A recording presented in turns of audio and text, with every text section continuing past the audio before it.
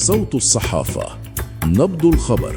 فجرت تقارير صحفية مفاجأة بقرب رحيل روبرت ليفاندوفسكي عن برشلونة بنهاية الموسم الحالي، حيث يتوقع أن يعلن قراره هذا الأسبوع، ليكون لقاء بيتيس القادم هو مباراة وداعه للجماهير، وذلك بعدما أدرك المهاجم البالغ من العمر 38 عاما أن دوره سيكون ثانويا في مشروع المدرب هانز فليك.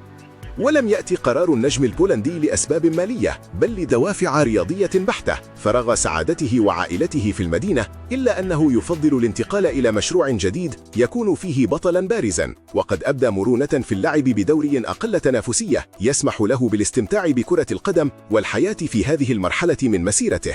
وتتجه بوصلة ليفاندوفسكي نحو الدوري السعودي كخيار مفضل حاليا، بفضل العروض المغرية التي تلقاها عبر وكيله، والتي تضمن له عقدا لمدة عامين مع زيادة كبيرة في راتبه، رغم وجود اهتمام موازن من شيكاغو فاير الأمريكي وبورتو البرتغالي. صوت الصحافة، نبض الخبر.